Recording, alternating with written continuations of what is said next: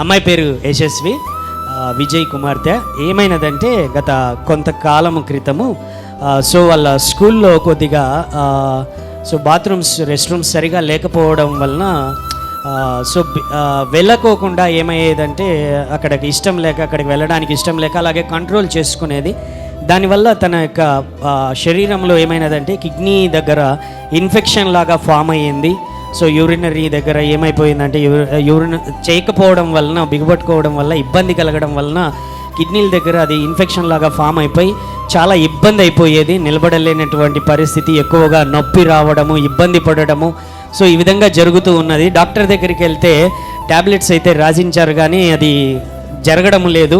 తిరుగుతున్నారు కానీ కుదరడం లేదు. కానీ తర్వాత అలా గత వారం వాళ్ళ అవగారు వచ్చినప్పుడు కూడా ప్రార్థన చేయించుకున్నారు, ఈ విధంగా ఉన్నది అని చెప్పి. ఈ వారంలోనే దేవుని యొక్క మహాకృప, అమ్మాయికి ఏమీ ప్రాబ్లం లేకోకుండా చక్కగా దేవుడు మళ్ళీ తిరిగి చక్కగా అదంతా జరిగేటట్లు జరిగింది. మళ్ళీ హాస్పిటల్కి దగ్గరికి వెళ్తే వీక్గా ఉన్నది అని అంటే, ఏం లేదమ్మా, బాగా చక్కగా తిను, అంతా నీకు ఆరోగ్యం బాగా అయిపోయింది, నువ్వేం ప్రాబ్లం పొందాల్సినటువంటి పని లేదు అని చెప్పి వారు చెప్పారు. చాలా కాలం నుంచి అది హాస్పిటల్ ఇంకా అడ్మిషన్ చేసే పరిస్థితుల దగ్గరికి కూడా వెళ్ళారు. కానీ దేవుని యొక్క కృపలో చక్కటి ఆరోగ్యమును, ఆ సమస్యను దేవుడు తొలగించి ఆరోగ్యం కలగజేశాడు. దేవుని నామానికే మహిమ కలుగును గాక. God bless you.